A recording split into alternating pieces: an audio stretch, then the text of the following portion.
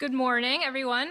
Thank you so much to the Living Generation Space for hosting this event, and to everyone who's here today for this panel, Facing North, Establishing a Global Framework for Forest Protection.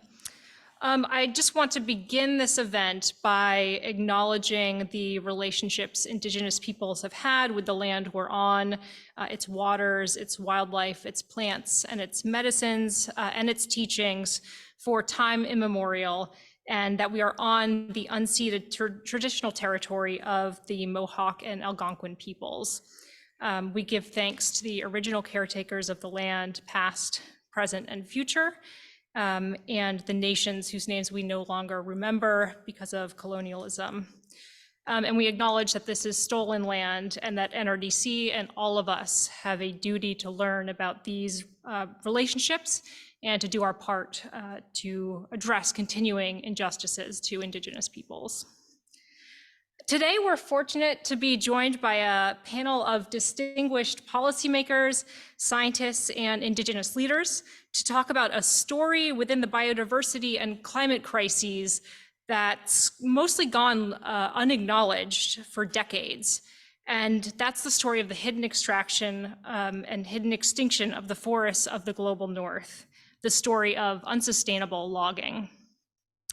The boreal and temperate forests of the global north are among the most carbon-rich ecosystems on Earth, storing 2/3 of all forest carbon. The boreal forest alone stores over 1 trillion tons of carbon, or more than all fossil fuel reserves combined. They provide unique habitat for species found nowhere else on Earth, including at-risk species like boreal caribou. And they're also the homelands of Indigenous peoples who have lived on and stewarded the land for millennia. Yet these forests, for all their importance, are also among the most threatened. Industrial logging in the global north is the single largest cause of forest cover loss in the world, driven by markets for toilet paper, for biomass, and for other products. Russia and Canada have the first and third highest intact forest landscape loss globally. Sweden has lost 70% of its lichen-rich forests to the logging industry and ranks first globally in tree loss per capita, just ahead of Norway, Canada, and Russia. The impacts of this industry to the climate, to species, and to many Indigenous communities are really catastrophic. And there are almost no policy mechanisms to address this continuing loss of critical forests in the global north. Policies focusing solely on tropical deforestation while ignoring forest degradation, loopholes in forest carbon accounting, which Graham will speak to, and misleading claims of sustainable forestry have all contributed to this international paradigm that ignores or fails to see the loss of climate-critical boreal and temperate forests. Fortunately, leading voices like those on our panel today are really raising the alarm about the need to protect these forests and identifying the solutions for more sustainable, equitable economies. It's thanks to their work, from elevating the central role of Indigenous-led stewardship to groundbreaking science and paradigm-shifting policy advocacy, that we're really starting to see a shift, most profoundly in the EU regulation that was preliminarily approved this week. And that includes standards for avoiding forest degradation, including industrial logging in irreplaceable primary forests. So I'm delighted to introduce our panel today.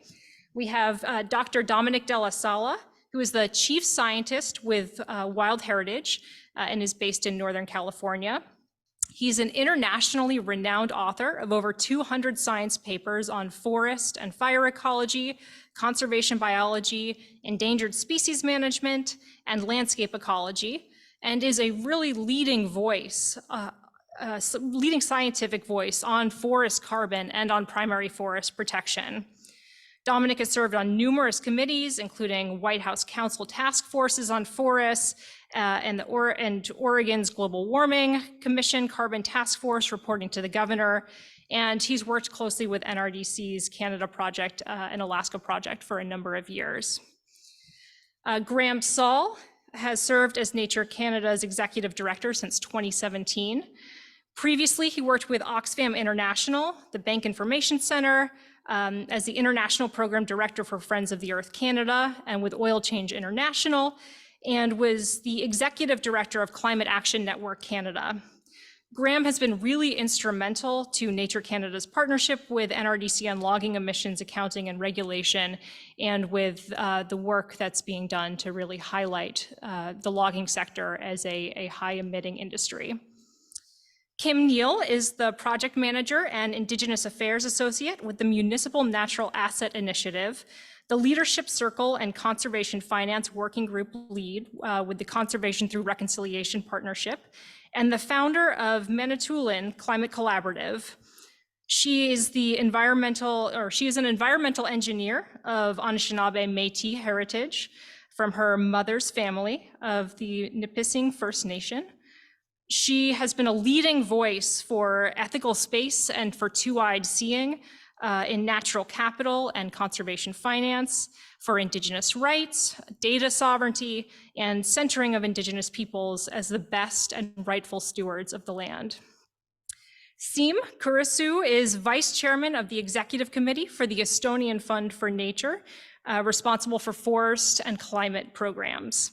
He has worked in conservation for more than 20 years and has been a powerful voice against European subsidies for unsustainable biomass, and played a really central role in highlighting the profound importance of robust protections for forests in Estonia and across the EU.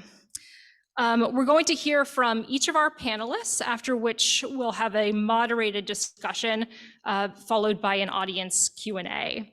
So Dominic, I'll hand it off to you to get us started. Okay. Morning, everybody. Thank you, NRDC, for having me on this distinguished panel. I'm wearing my mask because by day I'm a scientist and by night I'm a blues rock singer, so, and I can't afford to get a cold. A couple of things before I start. That's true, by the way. I am part of a coalition of groups, climate-forest.org, that was co-founded by NRDC, Wild Heritage, the Larch Company, and the Center for Biological Diversity. And we're working in the US right now to get the President of the United States to establish a policy for protecting our mature and old growth forest as carbon reservoirs. And in Canada, I'm working with several groups now to map the nation's primary forest to also support the efforts underway like 30 by 30. We're starting with Ontario and Quebec, and I'm shocked about what I'm seeing on the imagery. There's not much primary forest to be mapping, but we are perfecting our approach using the JEDI sensory array on board the space shuttle. So I always wanted to be a rocket scientist, so I guess I'm doing that vicariously now through this project. We've mapped a lot of British Columbia. We're not done with that province, but you're going to be seeing or hearing a little bit about that today as a primer for where we're heading next with all our mapping, to show that the countries of the North are not doing their part in protecting their forests. They're throwing a lot of money at the countries of the South, which is great, but the countries of the North also need to be protecting their forest. I have this flyer that I'm going to leave on the stage. It's for our global moratorium announcement that will be made tomorrow night at 6:30. We're calling on the world governments to stop logging primary forests. So I'll leave that here. There's a lot of Indigenous groups involved in this as well, and that's part of the Primary Forest Alliance. Okay, so how do I get this to show up on the screen?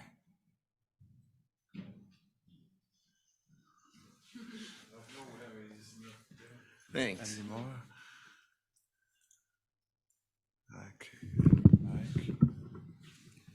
Yeah, you're good at multitasking. I'm not, except when I'm playing my guitar.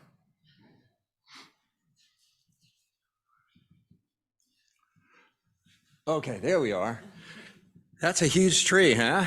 And I've been studying old growth ecosystems for many decades from a biodiversity standpoint. When I first got out of grad school, I was part of the wave of conservation scientists that were doing bio blitzes around the planet, just documenting the biodiversity in these older forests. Now we're really focused on carbon. These big trees are a big stick of carbon. They're also biotic pumps. They're producing water, sending it up into the hydrological cycle, which is cleansing our atmosphere by removing carbon and giving us oxygen and water. Primary forest is our focus. These are forests that don't have industrial activities in them. They could be any age class or any forest type. Many of them have indigenous people living in them. So it's not people-free necessarily. There's not much of it left. We did a paper back in 2014, Mackey et al., where only a third of the world's forests were primary. Going quickly, I think there's now 27%, so we're losing primary forest every year. And this is where the carbon, the biodiversity, the water, and the resilience to climate change is best protected as nature-based climate solutions. There's no substitution for protection. Sustainable forest management, FSC, whatever it might be, they should not be operating inside primary forests because of the sum of the parts ecosystem, much better than any timber value that can be extracted industrially from these forests. Here's where they are. This is based on data from the 2010 FAO Global Forest Assessment Report, so it's a bit dated, but you can see Canada really pops up. And most of that is in the Boreal. Again, we just started this mapping project, so we're gonna have the most current up-to-date mapping at 30 megapixel resolution that is months away from at least those two provinces as we head towards the rest of the country. But you can see Canada is really up there in terms of being tops among the world's nations in having primary forests. But again, those are really in the far north. In the United States, where obviously I come from, most of our primary forests were liquidated following European colonization. The only map that we had before my project looked at this as well was one that was done by the former chief of the US Forest Service in 1925. That map you see all over the internet. It was back of the napkin thing that they did back in 1920s to kind of figure out what the forest landscape might have looked like pre-European colonization and where it's headed. Those big trees were taken mostly around World War II and beyond, and only about 5% of our forest in the lower 48 states are old growth. We did the first coast-to-coast map of mature and old-growth forests in the United States. It was published in the journal Frontiers. About the same time, the president announced that he would direct his federal agencies to do an inventory of mature and old-growth forests. They said it was the first ever. We already published ours. And I've been briefing the White House ever since on the maps that we've been doing. I don't have time to show that to you, but there are presidential executive orders.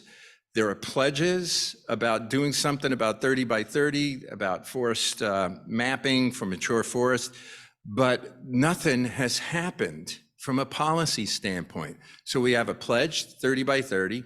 We have a mapping, or at least an inventory underway in the United States, but there's been no new protection. Meanwhile, the US Forest Service and the federal agencies in general continue to log older forests in the United States, even though there are these executive orders to do something. So here's the choices that we face. There are consequences when we log these forests. You can either protect them as a carbon reservoir that gives you the sum of the ecosystem parts, biodiversity, water, carbon, or you can send them up to the atmosphere as carbon dioxide, which is really suicidal globally in a climate emergency, as we have maybe 8 years before we hit an atmospheric tipping threshold, and especially forest as natural climate solutions in combination with getting us the heck off of fossil fuels is the only way out of this mess. And by protecting these primary older forests, we're locking up 35 to 70% more carbon in those forests than in a actively managed forests. So a lot of the work we've been doing has been appearing in the popular press. This was in Manga Bay a while ago when we released the nation's first mature and old growth forest mapping. Some of the statistics you see in the bullet points to the side of the article that came out. 36% of all the forests in the lower United States on all land ownerships are mature forest. First time anybody's ever done this in the US. Most of the mature is on federal lands. A chunk of it is not protected. Only 24% of the federal mature and old growth forests are in protection.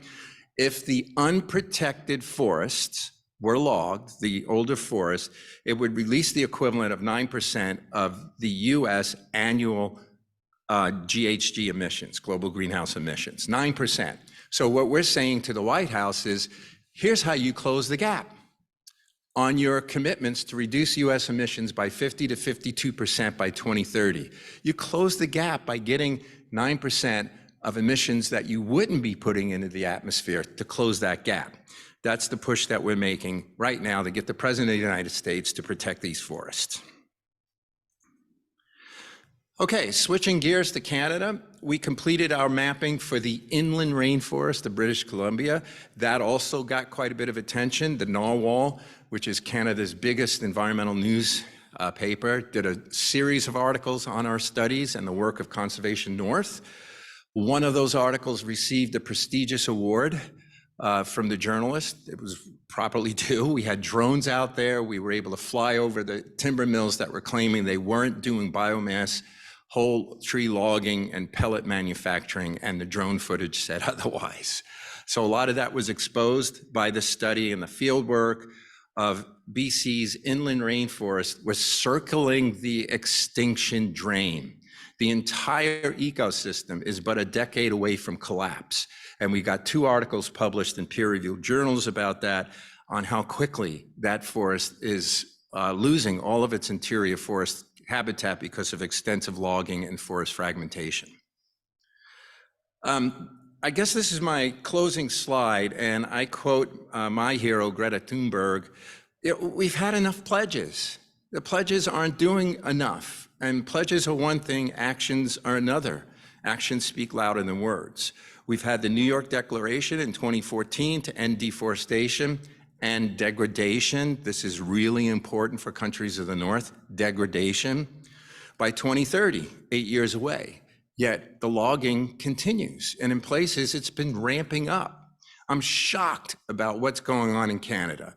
I am completely shocked by what I'm seeing in Quebec, in Ontario, by what's happened in British Columbia. Truly, the nation is the Brazil of the North in terms of how fast it's liquidating its forests.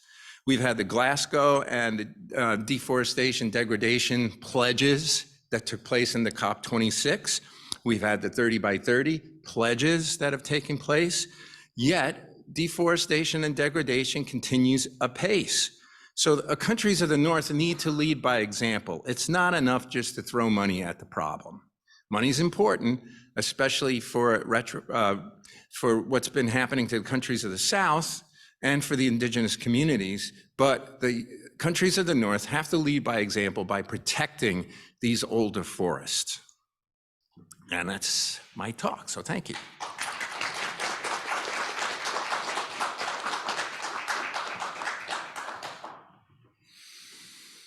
Thank you very much. My name is Saul. I'm the Executive Director of Nature Canada. We're a national nature conservation organization. I've been around for about 80 years in Canada. I am going to be talking about focusing the presentation on how forests and logging fit into Canada's climate change strategy. More specifically, the presentation is going to focus on how Canada tracks and reports on the logging industry's role in fueling climate change. But I've only got about 5 minutes, so I'm going to keep it pretty high level. Happy to dig into it more in the Q&A or afterwards. So the good news is that for the first time ever, nature-based climate solutions have become a core pillar of Canada's approach to fighting climate change. That within the context of the overall Canadian strategy, nature-based climate solutions are now alongside other critical dimensions of fighting climate change. The bad news is that there's a real structural failure in terms of the federal leadership on what is probably the most important dimension of nature-based climate solutions, which is forests. In short, the logging industry and the government have promoted a number of myths associated with the environmental sustainability of the logging industry. And these are often falsehoods or at best half-truths. And the Environment and Climate Change Canada, which has the primary responsibility for developing climate policy and tracking greenhouse gas emissions for pretty much every major industry in Canada, does not have responsibility for doing most of those things in the forestry sector. Instead, it's the Canadian Forestry Service, a Department of Natural Resources Canada. So in practice, the Canadian Forestry Service is sort of stuck in a mentality that the logging industry is its client, rather than the entity that it has responsibility for regulating. And so that means that it ends up a lot of the time bearing critical information and promoting myths about the logging industry, rather than presenting truly balanced information to the Canadian public and decision makers about the role of industrial logging in greenhouse gas emissions, or the Canadian greenhouse gas emission portfolio. So why is that important? Well, first of all, as I think was just mentioned, Canada's forests are globally significant in terms of the fight against climate change. This is especially the case with the Boreal forest. Globally, forests absorb 1/3 of human-caused carbon emissions from the atmosphere annually, and they store this carbon in long-term. They store this carbon long-term in their soil and vegetation, and play a critical role in regulating the life support systems of the planet as it pertains to carbon emissions. And Canada is the third largest country on Earth, and the Boreal forest covers 60% of our land. And the Canadian Boreal forest is not only a biodiversity hotspot, it's also the world's most carbon-dense terrestrial ecosystem. So the Canadian Boreal stores twice as much carbon per acre as tropical forests. And the Canadian Boreal alone holds nearly twice as much carbon dioxide equivalent as exists in all of the world's proven oil reserves combined. So it's of global and especially Canadian significance as it pertains to the fight against climate change. And there is a lot of logging going on in Canada. So Canada falls just behind Brazil and Russia in terms of annual intact forest landscape loss. The logging industry is clear-cutting more than 400,000 hectares of the Boreal forest every year. That's more than 2/3 the size of Prince Edward Island. And for the Canadians among us, that's 5 NHL hockey rinks every minute. So there is a lot of logging going on in Canada. We are internationally significant in terms of the scale of our logging. And that logging is overwhelmingly happening in mature and old growth or primary forests. That there's this myth that we have in Canada that I think has been actively promoted by the logging industry and the government of Canada, that we go in and we cut down trees, and then we plant new trees, and then we let those trees go, and then we go in and we cut down those trees, and then we replant them, and all we're really doing is just cutting down forests that have already been cut down. That's not what's happening, right? That's not at all what's happening. Overwhelmingly, that's not what's happening. And so in practice, what we're doing is we're transforming this massive carbon stock in forests into truly degraded forest ecosystems. And we're losing a huge amount of the carbon that's stored within them. And we're talking on timelines that are, decadal. Right? So the federal government, and then you start to wade into the fact, we are talking about getting to net zero greenhouse gas emissions by 2050, right? That's 28 years away. And yet we're going into old growth and mature and intact and primary forests, and we're cutting down those trees and we're planting seedlings. So the entire time scale is out of whack. And we're then also we're also arguing that there's no deforestation associated. So the whole dialogue is a little bit Orwellian from the perspective of acknowledging the degradation that's happening. And then to add insult to injury, the federal government does not report greenhouse gas emissions associated with industrial logging. The federal government does not report greenhouse gas emissions associated with industrial logging. If you go into the greenhouse gas emissions inventory, the emissions associated with industrial logging are hidden in all of the various numbers. And if you want to get a good picture, you've got to ask for certain clarifications from Environment and Climate Change Canada.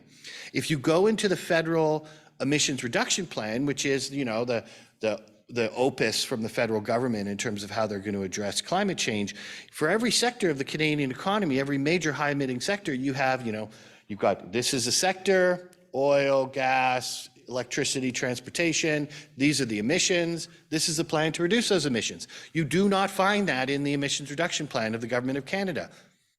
You go into the emissions reduction plan of the Government of Canada, you will not find logging emissions. You will not find a strategy for reducing those emissions. And so they are essentially hiding logging emissions and presenting forest emissions in a truly Orwellian way that makes it sound like forestry as a whole is essentially carbon neutral, when it is clearly not. And you can actually, and we did this, you can find all the little pieces in the inventory because they're spread all over the place. And if you get a little bit more information from ECCC, you can find the pieces and you can piece it together and figure out what generally the net emissions associated from logging are.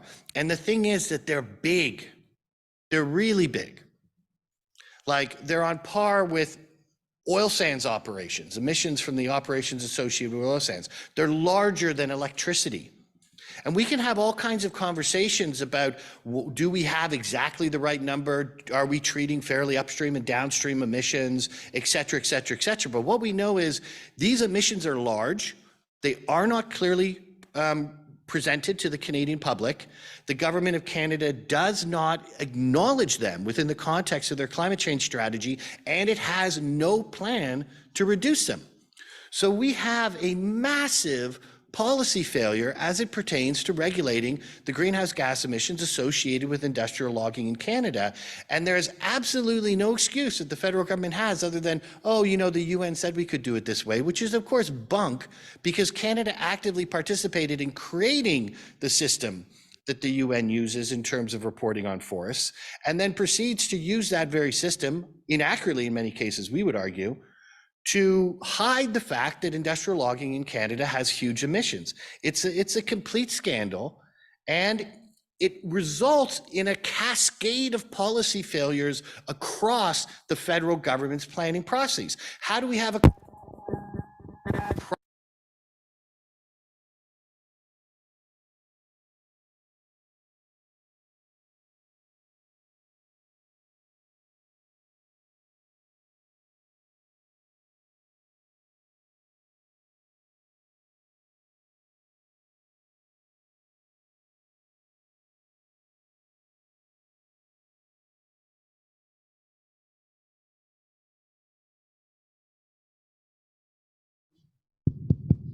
So how do we have a conversation about how to reduce greenhouse gas emissions associated with industrial logging under these circumstances? How do we have a conversation about offset policies for forests when we are systematically arguing that logging is carbon neutral? How do we talk about properly pricing biomass when we're treating biomass as carbon neutral? How do we have a truly robust carbon fee across the Canadian economy when we're ignoring emissions that are larger than the electricity sector? It's sabotaging our ability to have a real conversation about reducing greenhouse gas emissions in Canada. And NRDC and Nature Canada, in collaboration with Environmental Defence and Nature Quebec in some of these cases, has put out a series of reports in recent years. The logging loophole in 2020, missing the forest in 2021, lost in the woods in 2022. And I would encourage you, if you want to better understand these issues, to take a look at those reports. But the bottom line is we need to do something about this, right? We need to demand that the federal government clearly and accurately report on emissions from greenhouse gas from logging. They need to clearly have a plan to reduce those emissions. And these are all kinds of policy failures that flow from their inability to have this conversation. And only once we have that information can we begin to address some of those policy failures. Thank you very much.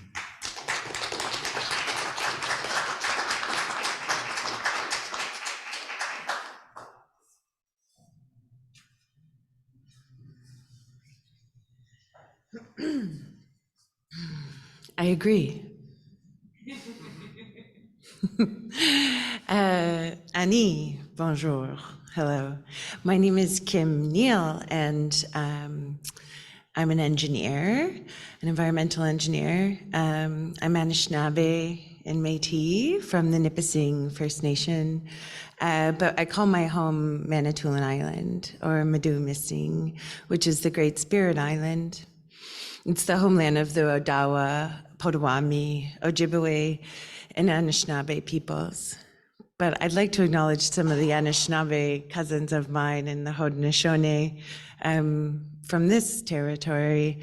Lots of people don't know it, but the Haudenosaunee truly invented regenerative agriculture, a type of agriculture that doesn't require deforestation, a type of agriculture that can sustain communities sustainably without having to cut down all of their brothers and sisters that they call their trees. So I'm from a couple of different organizations, and I work with a number of organizations at the community level, at the provincial, local level, and then nationally. The reason why I do that, and maybe spread myself a little bit too thin, is because I think that change and the type of change and the type of dialogue that we need to have has to start with our communities and flow all the way up internationally. I don't think it's appropriate that the Canadian government agrees to greenhouse gas targets based on carbon measurements.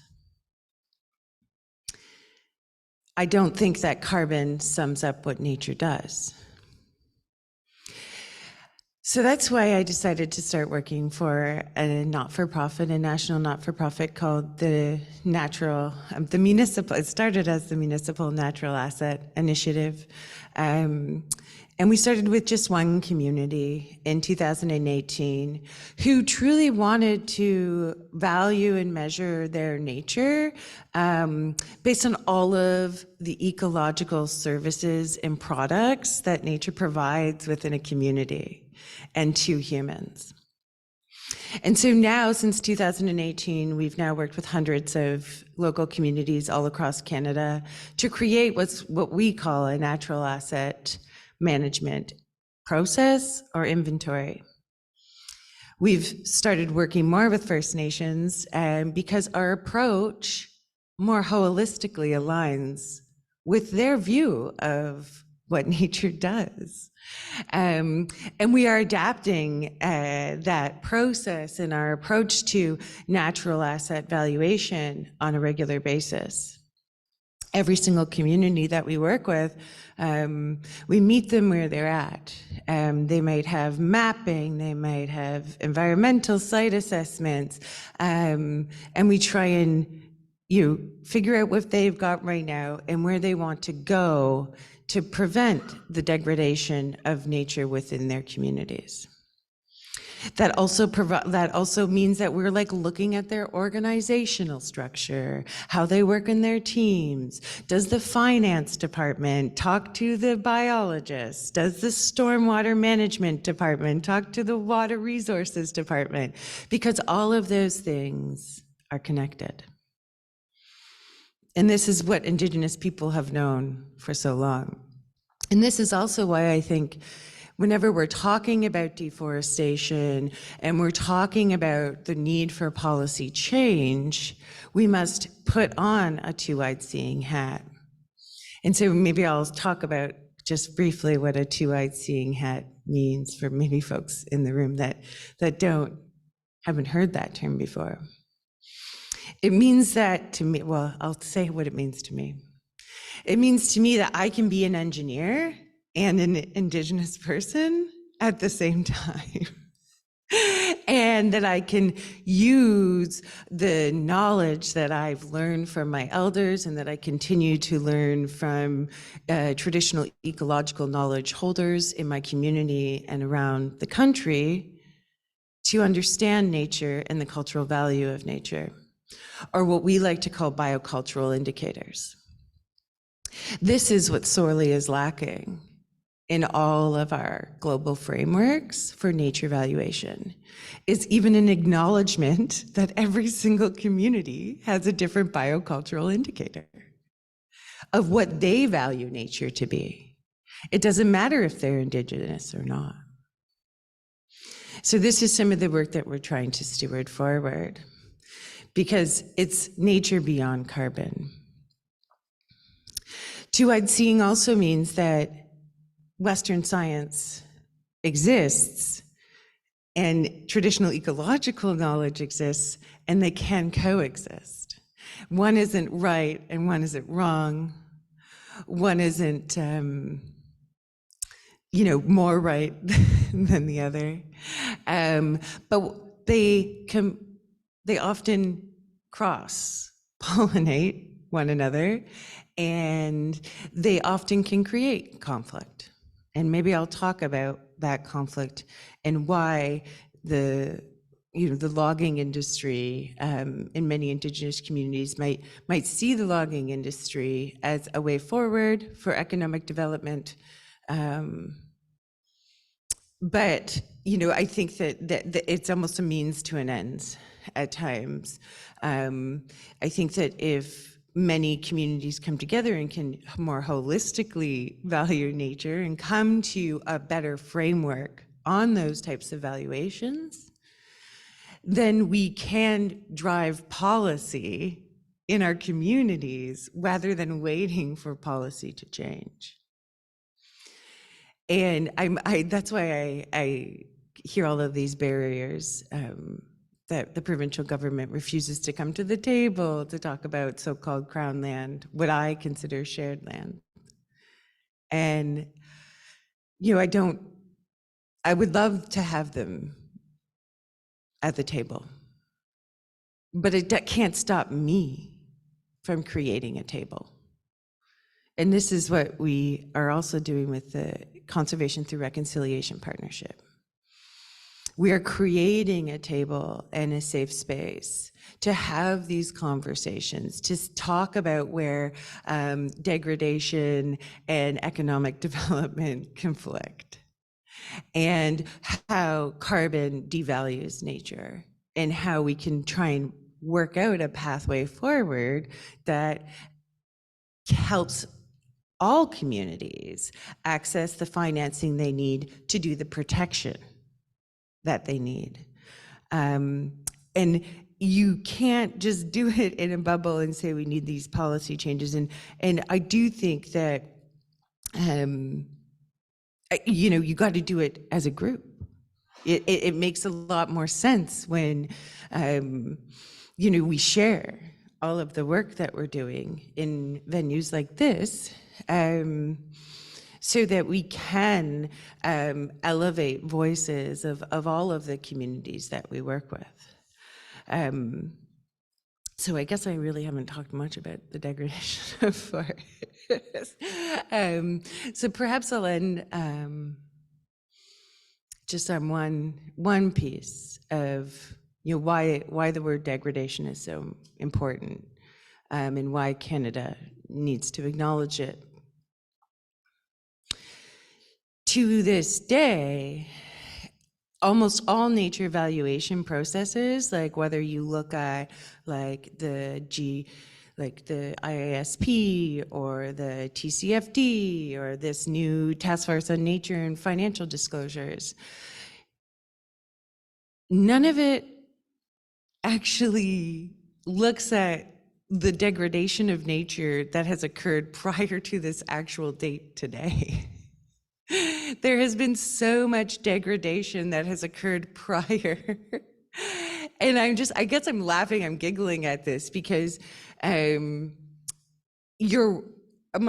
previous speakers are all very correct in that we have to measure, old forests being taken away now and the degradation that provides, but we're not even starting at a proper baseline of truly understanding cumulative damage and effects that have already occurred, and the amount of funding that's required to bring up many ecosystems so that they can support the primary forests that still exist. And so until all of our frameworks begin to acknowledge cumulative environmental impacts and then sort of say, okay, well, how do we move forward to, achieve additionality? Well, you need to start from the place where, it could be. And I think Indigenous people have that understanding within their communities. It just takes time and effort and support and community to work with Indigenous communities to bring that forward.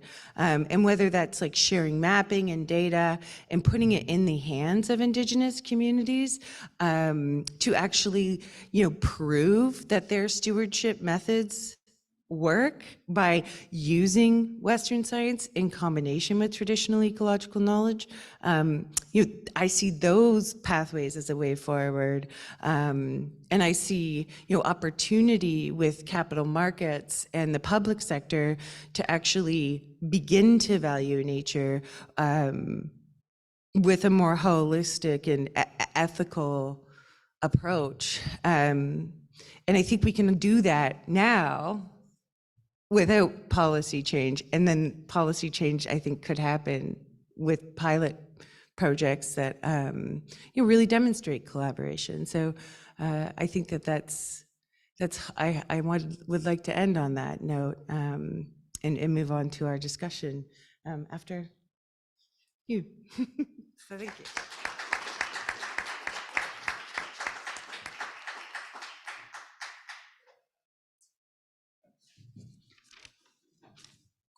Morning, and before I start with what I have to say,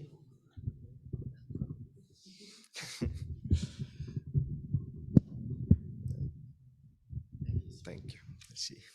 So before I start with what I have to say, I wanted to thank NRDC for inviting me here and providing this opportunity, and also the speakers before me who opened up a lot of the issues that are very relevant to us as well, and saved me from explaining these things in my not so fluent English. So thank you very much.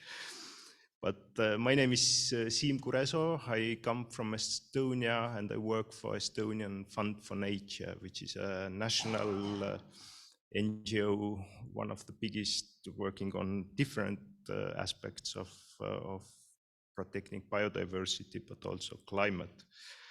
And I do work as a forest program coordinator, but I'm also involved with a climate team over there, so I have both perspectives of the issue.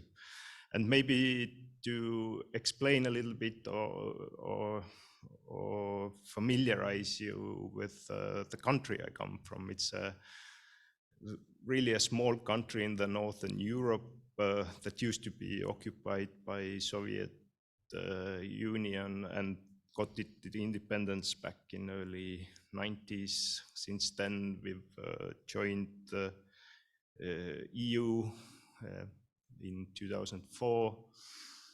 We are very little of us. It's 1.3 million people occupying roughly the size of Netherlands or Denmark. So I don't know any American equivalent to this, but it's not a big country, and that's why it doesn't come up on these graphs when we talk about old growth forests or any other issue. But it is, in a way, I would say, in EU, rather important country in terms of forest issues, because it's top 5 forested country, and it's also been a country that has suffered a lot with fast development of bioenergy. So we for a while used to be the 3rd biggest exporter of wood pellets in the world, despite the small size that we have, even ahead of Canada. It has changed, but it used to be the case several years back. And I'm really happy with the focus on northern countries on this event, because it's my first time to be in CBD, and taking part of these or listening, observing these discussions that are happening at the conference. They are very important talks that need to happen and are crucially necessary for preserving biodiversity in this planet. But until now, at least, I hear very little discussion or trying to reach a deal between countries from the global north. My feeling is it's mostly about global north making a deal with a global south, or agreeing on things on global south. And it is important, it must happen, but at the same time, there are so many unresolved issues between northern countries that we really need to look at and also consider when finding an agreement, a deal for the global biodiversity. So that's why I'm thankful we have this Facing North event today. And my area of work so far, and probably won't be in the future as well, on the global policy level. So my observations are just from the side perspective, or somebody who has worked more with a national policy and also a little bit with the EU policy. But I think that there may be some relevance in terms of EU policy in this, because in essence, EU policy is an agreement between northern countries in order to share everything, to feel united, to have the common market. We have also agreed that we regulate the standards in environment and have them as high as possible, at least in the political messaging. In reality, it's sometimes different. And there are good examples of it in EU policy. I think all the NGO people working with biodiversity are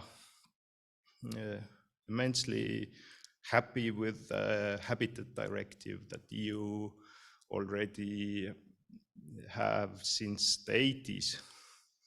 And although this also contains loopholes and sometimes things are not dealt in a right way under the Habitat Directive, at least we still feel that from this period, the policy messaging and the content really matched each other. And there are ways to hold wrongdoing accountable, although it's timely, and a lot of bad things can happen while you wait for the EU institutions to come up with a decision. But in principle, it's a framework that really benefits biodiversity and has done so, at least from our perspective. And I think there is room for this kind of deal and agreement between other northern countries beyond the EU. And I'm really hopeful that this is the way the policy is moving. But I have three observations on the current state of play, and these are not very detailed because I don't follow these policies in detail, but I nevertheless will share them with you. One is one of the critical issues when we talk about these pledges and how to put them in practice is the issue of defining degradation. When the Glasgow Pledge came out, the worst industry loggers welcomed it. They said it's a great pledge and we are happy about it, because they knew they get away with their practices, and they knew that the history of not defining degradation is there to continue, and that has to change. We see a risk that expanding protected areas is necessary, but we have to be very careful not to turn this only to a political slogan, because the actual protection in protected areas matters. And while EU has already committed to 30% of the protected areas in national level, we fear that this will only be a slogan, and we are talking about calling areas protected that may have some groundwater protection measures only. And that's not the way we actually will do anything with a biodiversity crisis that we are facing. So it has to be meaningful, and there are ways to make it meaningful and accountable for each side. And the third is from an issue I've worked with the most over the last few years, is the issue of policies that incentivize wood use in energy or material use, and those are enormously counterproductive for the biodiversity, and also most cases to climate goals, and the EU is championing these as well, and it needs to be stopped. I'm mostly talking about considering burning wood as a renewable energy under the Renewable Energy Directive. It has had an enormous impact in our country. I understand it has an impact also to what's happening in Canada or US and other places in the world. It needs to stop, and it needs to stop quickly, because like we said, there's climate-wise, we are approaching dangerous territories, and same is true for the biodiversity, and we can't wait for the reviews and all these things to happen, because we are losing too much. And it is a controversial issue, but as an organization, we've always said that in energy use, we need to prioritize efficiency and sufficiency before even starting to talk about technologies that should provide energy, and that hasn't really happened so far. So we still burn enormous amount of wood and run around in global circles and call ourselves climate leaders, and I find it embarrassing, to be honest. So thank you very much, and looking forward for your questions.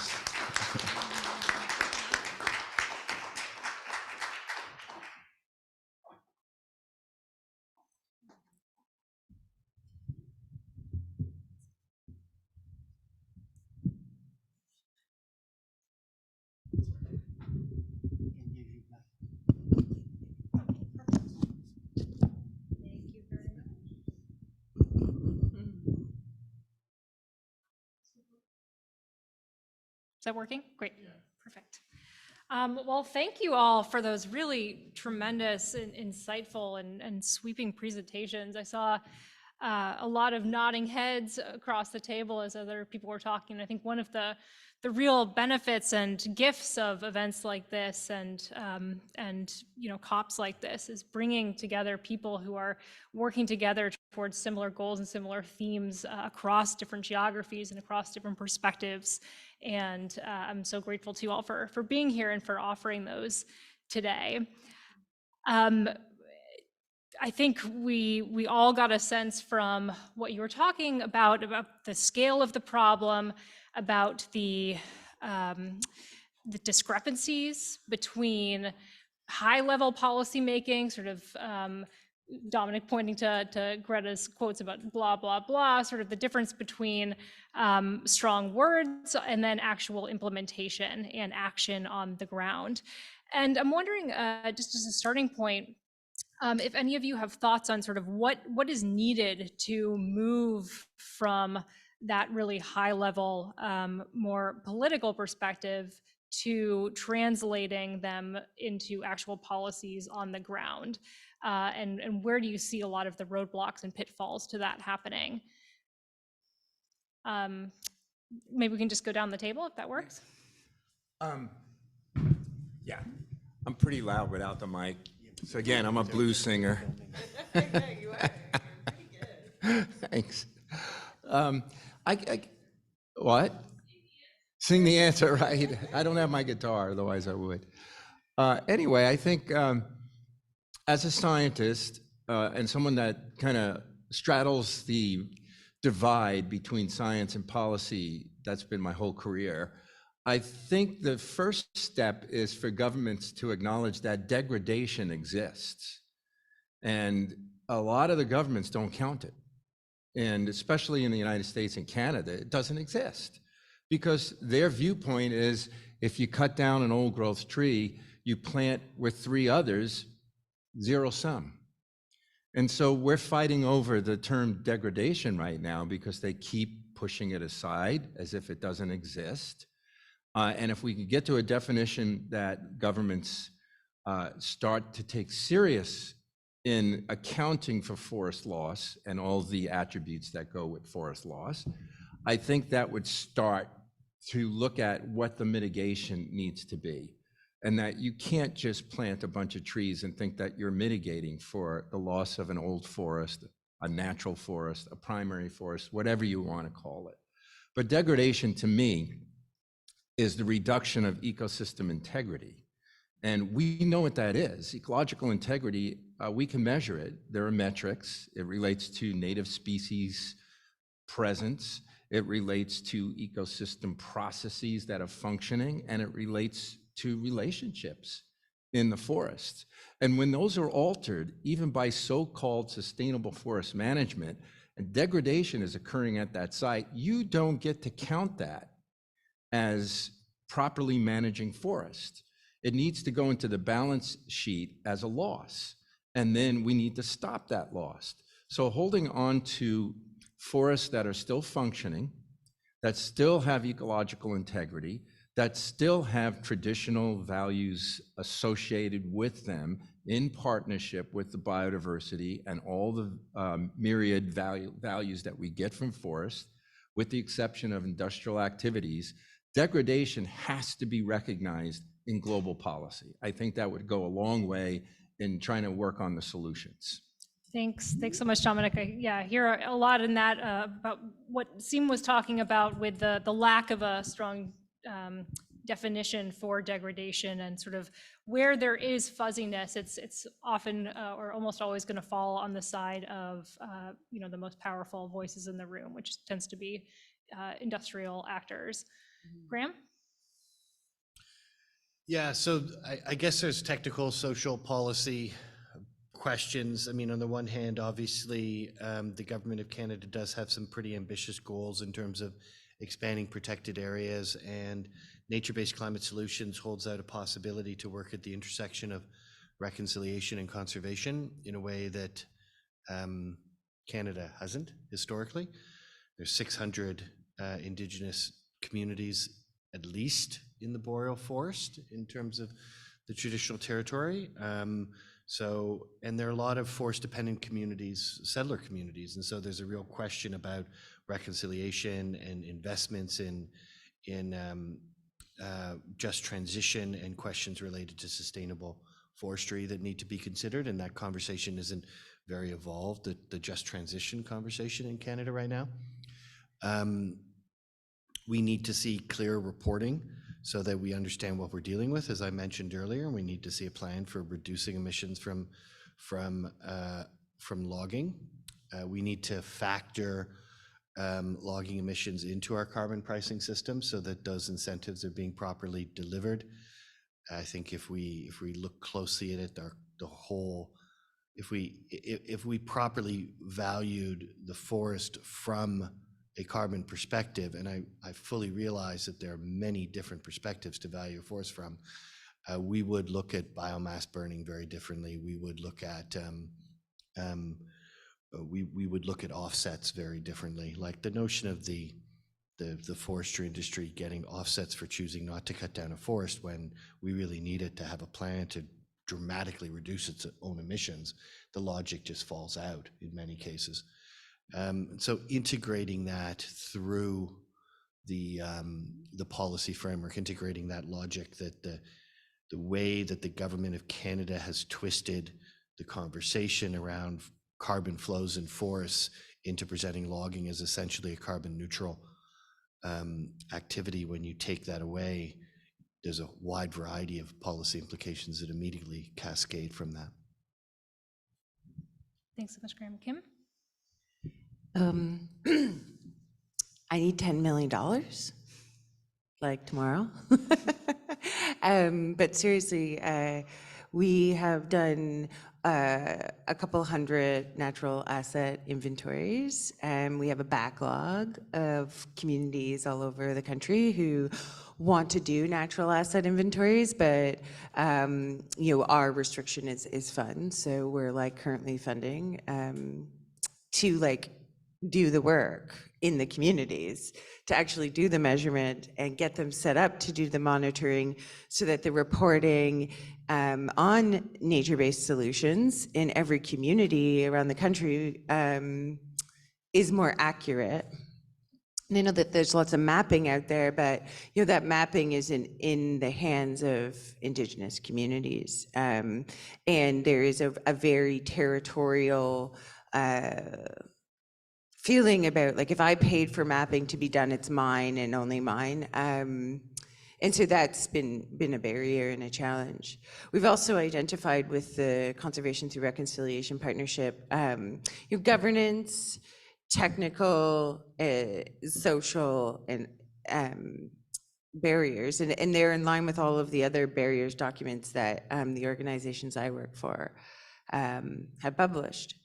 So the next pieces that I think we really need is to support the First Nations Financial Management Board in their pursuit to create an Indigenous infrastructure bank. This bank will focus completely on investing in nature and investing in the priorities of Indigenous communities, which are very different than the priorities and the pressures that might be on local governments that are pushed down by the province that push them towards development. Whereas Indigenous communities, as sovereign nations exerting self-determination, have very clearly made, based on the communities I've worked in, nature-based solutions in land use planning their priority.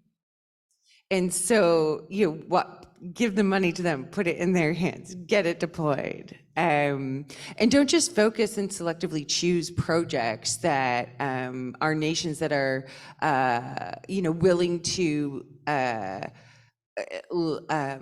many of the nations who get selected against in these funding processes are nations who aren't prioritizing major development and building and using timber, to build. And so, that needs to change, and I'm certainly involved in a number of standardization processes where, the scoring process on how communities get funding hopefully will change within the federal government. So, you know, it's about money, it's about Indigenous sovereignty, it's about Indigenous rights, and getting the money in the hands of the people who are like closest to the trees. That's really what I feel. And that's why I prioritize so much working directly with communities.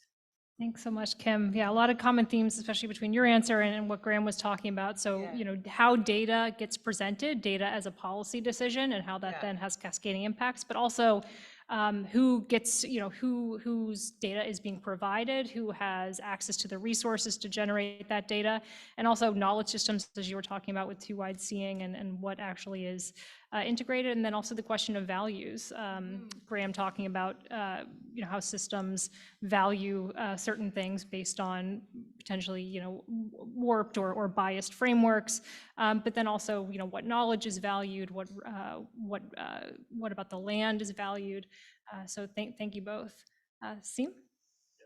I understood that the question was on how to move from political slogans to actual effective policy. And if I did know exactly what it takes to move from that to the other one, I would dedicate my whole time and effort to to do it. But I have only like instincts or observations where the bottlenecks are, and there are a few things. One of which I would point that industry lobby is very huge and effective somehow, painting a narrative where actually all this bio-based production is in line with what the world needs at this point, where it actually isn't. And exposing this probably contributes to a more evidence-based policy making. So whenever there is a chance, you have to go for it and expose this. Yeah. I also think there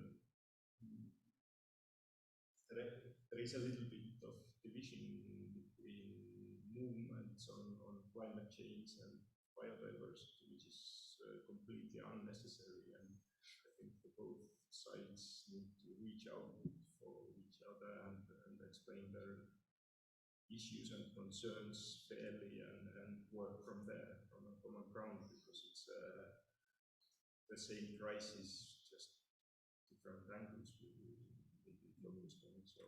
So that's probably another thing we should and must do more. And thirdly, maybe to like also find allies in other social movements or elements in the society that stand for evidence-based policy, because information space these days is getting really fragmented, and for politicians to deliver on good policy, they get distracted very easily. So we need to align and cooperate with people from completely different spheres, but standing for good democracy and their policy. Great points. I think any one of those could be sort of its own panel discussion. Graham? Yeah, just one more thing, which I think is important that we say out loud. I started working on climate change policy at the international level about 20 years ago, and we still have, you know, after 27 United Nations climate summits, we still don't have the word oil in the UN climate treaty, right? Like, it took us a very, very long time, decades, to get to the point where we started having an honest conversation about, no, we're going to have to keep some of that oil in the ground. And we're going to have to phase out oil, coal, and gas, and no, we're not going to be able to use all that. And that's a very politically fraught, extremely difficult conversation to have, but we're going to have it sooner. We can't wait 2 decades in order to have that conversation about primary forests and intact forests and old growth forests. We need to get to the point now, not later, where we say, no, we have to keep these trees in the ground. We cannot afford, we don't want to convert these ecosystems. And that's going to be a very politically fraught conversation because, you know, Canada, the Canadian economy and many parts of the country are deeply intertwined with the logging industry. So that's going to be a tough conversation to have. But if we really want to make the progress we need to have, we need to start having it now. Excellent point, Graham. I think this issue of sort of dancing around, you know, assignments of responsibility and the actual meaningful progress that needs to happen, the really difficult work to really shift economies and embrace the kinds of transformative change that scientists have said that we need, has been a systemic problem in the climate space, in the forest space, which, as Seem pointed out, should really be sort of considered in tandem and not as separate spaces. But recognizing, I think the conversations focus solely on solutions and has really allowed industries to avoid responsibility and to avoid actually getting to the root of some of the issues and what's driving this forest loss. Great. So Kim, I'm wondering if you can talk a little bit more about some of those issues of voice and data. That, you know, there are a lot of really amazing Indigenous-led events happening over these 2 weeks at COP15, but too often these voices are sort of off on the sidelines and, you know, offsite side events, or, you know, there's an amazing Indigenous village that I encourage everyone to go attend. But in terms of actually being at the negotiating table, in terms of having knowledge and wisdom and perspectives and values integrated into the decision making, that is still sorely lacking. I'm wondering if you can comment on that a little bit, and how CBD and other decision making bodies, whether internationally, domestically, or locally, can better integrate better integrate the perspectives of Indigenous peoples and also recognize their leadership role. It's a really good question. I think we talk about this a lot. Like, first of all, like the Conservation Through Reconciliation Partnership is, you know, over 600 nations like that have been participating in various different ways. And has been growing. It grew from the Truth and Reconciliation calls to action, and then we, like a number of Indigenous leaders wrote the We Will Rise Together report, which was sort of trying to prioritize Indigenous nations at the decision-making table. And then the CRP evolved from that, which is like, okay, well, how do we do this for nature-based solutions? And so we often get asked, all of our researchers, all of the Indigenous people who are involved in the CRP, to like, come be a part of an advisory committee, come comment on the federal greenhouse gas offset system that didn't even include us at the table. And now they're proposing too on the federal greenhouse gas offset system when they asked us to comment on their paper. Well, we did comment on their paper. We hired a law firm to go through all of the clauses of UNDRIP and sort of say like, this doesn't comply with UNDRIP here, here, here, and here. And also your plan to now meet with the provinces about the Crown land that you've excluded from the greenhouse gas offset for Indigenous communities is like, doesn't follow UNDRIP. So there's legal liability there. But they don't seem to respond to like these these leverage points of legal liability. So I really do think that like more ENGOs in civil society can join the CRP, join us, rather than like trying to spread us thinner, rather than coming to ask us to be on advisory and ask us to comment. Like, if you want us to comment, like what happened really great for this legal letter that we published in response to the greenhouse gas offset, like they were specifically looking for Indigenous responses. We did that because of funds that were provided by a number of ENGOs. And then a number of ENGOs then helped us convene a number of regional discussions with First Nation communities. And so 60 or so folks who were very, very interested in the greenhouse gas offset, Indigenous folks, were able to participate, but we couldn't have done it, you know, just with, you know, one person going. So I think that that was like a really effective way to do it. And so often, like folks on our research collaborative are pulled really thin. I think the next piece is like holding, like ENGOs can have a role of holding the bad actors accountable. And how they can hold those bad actors accountable is like ask them to pay for the environmental liability, ask them to pay for the damage. You know, I used to work in the insurance industry. I was the youngest person ever to receive an environmental Lloyd's of London binding authority for Canada. I underwrote probably hundreds of logging companies, and they pay a significant amount of insurance premium every single year for environmental liability policies.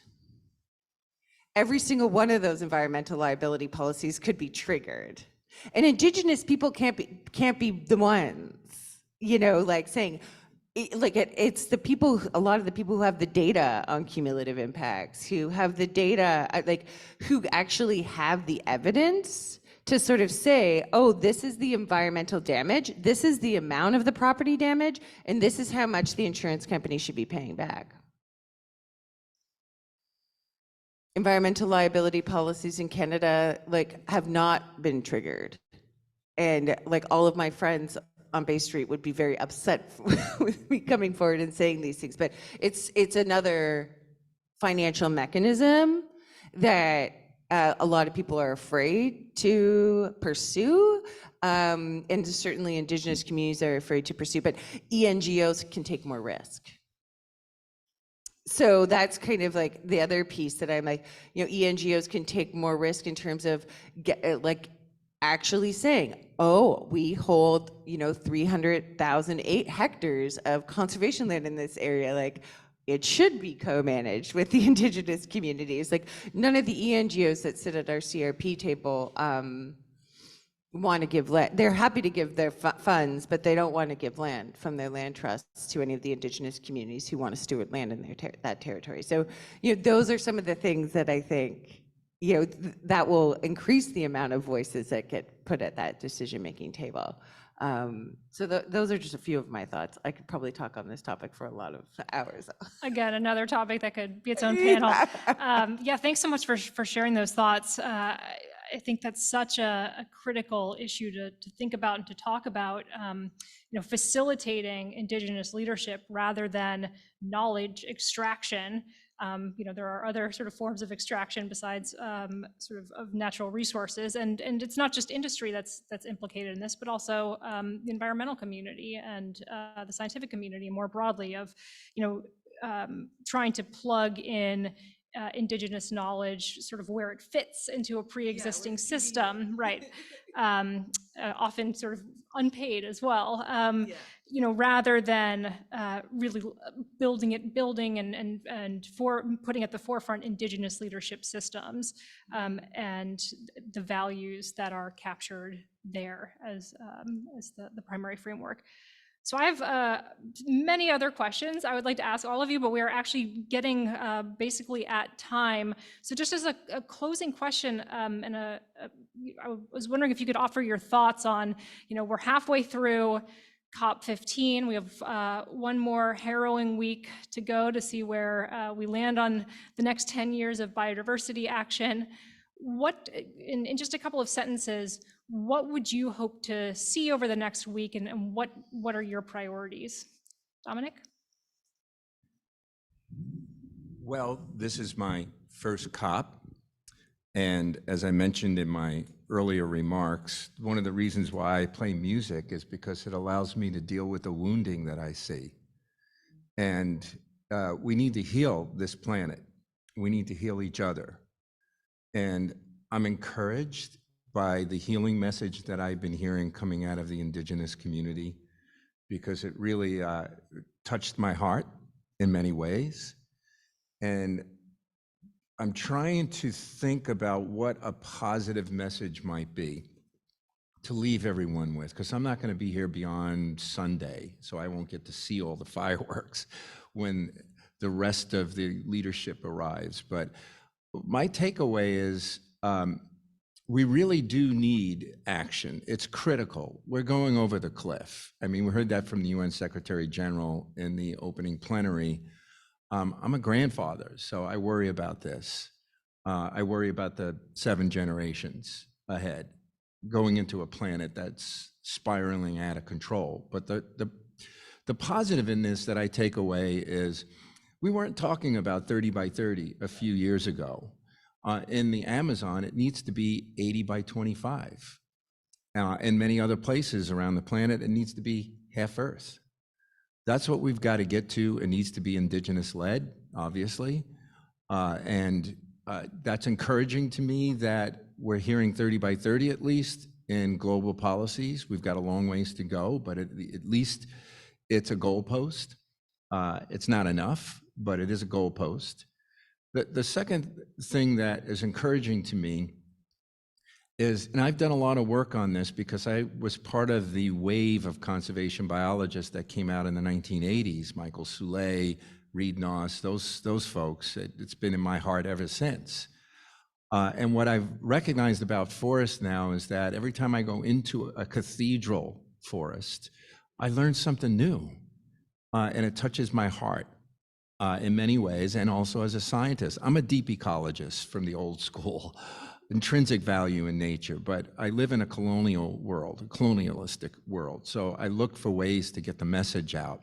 Carbon is the really big one now. We know that carbon dense forests are mostly in primary forest, old growth forest. And we know if we get those forests that are carbon dense, we get a basket of ecosystem services and biodiversity. We know this, we've quantified it, at least for the Pacific coastal rainforest. If you get the carbon dense forest, you get biodiversity, you get water, you get recreation, you get all these other values that come into the basket of goods. You don't get everything, but you get a lot of it. And so the carbon message, in addition to all the other values, is the way to look at this that brings intrinsic to extrinsic value together in an economic colonialistic world. The third thing that I am encouraged by are the young people. You know, I'm reaching the end of my career. I've been at it for 40 years now. Yet those that are coming up, the Greta Thunbergs, the people that are at these protests, really are enlightening to me. And I remember back in the late 1980s, I was transferring planes. I got stuck going up to my field sites on the Tongass rainforest in Alaska. I had to go to a hotel. I flipped on the TV, and there was Bruce Cockburn singing "If a Tree Falls in the Forest." And that was a big hit for him at the time. It was on MTV. So I was playing air guitar in my hotel room watching this. And it motivated me and inspired me to go on with my career for 4 decades now. And so we need to look for ways to inspire. And you know, science will inspire some, but it's art, it's music, it's the Indigenous connection, it's the spiritual connection, it's the healing of the wounds that hopefully will inspire enough people to make a difference in what happens at this COP meeting. Because thus far, all I've heard is pledges, and pledges are not going to, save the planet. Thanks so much, Dominic. Graham? I think there's a revolution going on in terms of nature and biodiversity. We're finally talking about ideas that are commensurate with the scale of the challenge. Halt and reverse nature loss by 2030 sounds kind of almost so obvious, but it's also revolutionary, the idea that governments are actually saying, we're going to solve this problem, or we're going to reverse this problem, begin to solve it by a specific date. Like, it's amazing to me that it took us this long. But the notion that governments are saying by this year, we're going to try to stop the bleeding and begin the healing is a fundamental shift in the nature of the conversation. 30 by 30 in the Canadian context, to go from where we are now to 30% is like protecting an area the size of Saskatchewan and Alberta and Manitoba combined. It's huge. And that's on the road to 50%. It's an idea that's at scale with the challenge that we have. And the rise of Indigenous-led conservation, not the rise of it, but the growing recognition of it in mainstream Canadian society. There's no way we can do any of this in Canada without Indigenous-led conservation being at the forefront of it. And so it's this incredible opportunity for people like me to think at the intersection between the kind of intrinsic love of nature that informs my deep ecologist perspective and my fundamental belief that reconciliation and recognition of the colonial history of Canada, it's an opportunity to advance those two things together, which is astounding and an honor. I think there's a paradigm shift going on in terms of forest carbon that can't be stopped, despite the technocrats and Natural Resources Canada who want to, reject the premise of the argument. And we're going to have real conversations about north-south transfer so that we can be supporting more impoverished countries to be part of this process and show the leadership that they want to show without significantly compromising the well-being of their populations. So I'm kind of encouraged. I'm a little bit terrified it's going to take too long, but at the same time, the paradigm shift appears to be happening to me. Thanks so much. Kim? I agree with you. Yeah, I agree with you. And this is my first COP as well. So, and I'm pretty young, and not pretty young, but I'm middle-aged, I guess. But my youth that I work with in my community, just like are so much more with it. Autumn Pelche is from my community, from Kwang. And there's a number of them who see conservation as like a career path, whereas previously, I think they would have because we're Northern Ontario, there was only ever training opportunities for the trades or nursing or, human care. But now what's emerging is these other pathways. What I would love to see from this agreement is, and for like a dialogue to occur about, similar to the loss and damage fund and the breakthroughs that were made at COP27, like a loss and damage fund for the cumulative impacts of environmental damage for the most vulnerable populations that have already and are already experiencing the worst impacts from climate change, and who have the most to do in terms of restoration. And that restoration, their requirements or responsibility for restoration it wasn't their fault. So yeah, like the loss and damage fund for COP27 is like, those vulnerable communities that now may experience climate change. I think that this biodiversity conference needs to look at a loss and damage fund that kind of helps folks, get to like a reasonable level of living within their communities that, do need some kind of equalization type of payment. And that will primarily go to our Indigenous communities that are stewarding or have historically stewarded 80% of the biodiversity on this planet. Thank you so much, Kim. Sim?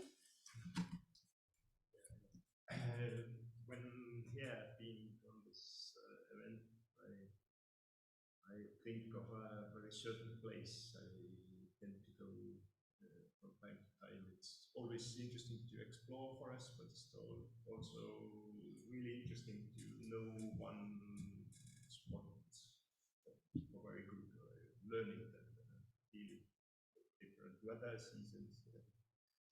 And this place I have in mind, it was quite common to meet a specific bird, Asian grouse, which is always a very exciting moment because it makes a lot of sound and it gets up quite close to you, and you get a surge of adrenaline in you when you account this bird. And I haven't seen it for the last 2 years, and I'm still thinking, going on these meetings, whether these talks, these papers, whether they will bring back this bird, because it's obviously, it hasn't disappeared like this, but there is a reason.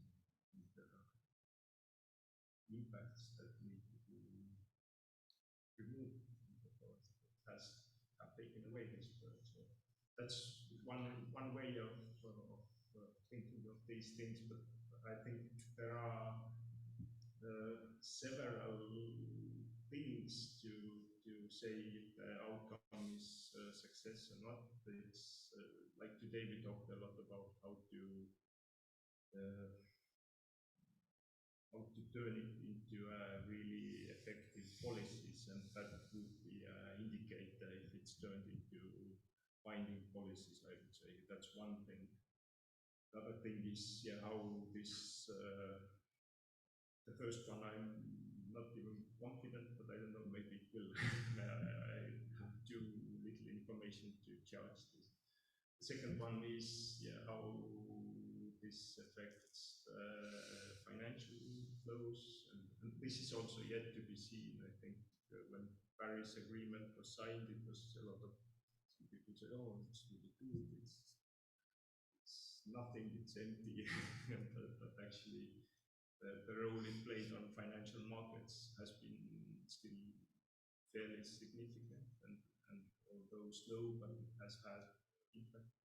And thirdly, how it plays out in political narrative, like you mentioned, it is a big shift, and this is already worth a celebration, I would say. It's now our work as NGOs and scientists and people in the society to actually push this button on politicians and ask for better policies as soon as possible, as good as possible. So that's my take. Thanks. Thank you all so much for that. It's certainly left me much more hopeful going into the final week, and really appreciate your galvanizing and inspiring comments that really put this into perspective and seem bringing this back to the level of an individual bird and an individual's connection with nature. We talk about 30 by 30, but what does that actually mean to people and to ecosystems on the ground? So thank you all so much for being here today, for joining us, and wish you all the best of luck with the rest of COP15, and look forward to following all of your work. Please join me in thanking all of them. Thank you. Make way.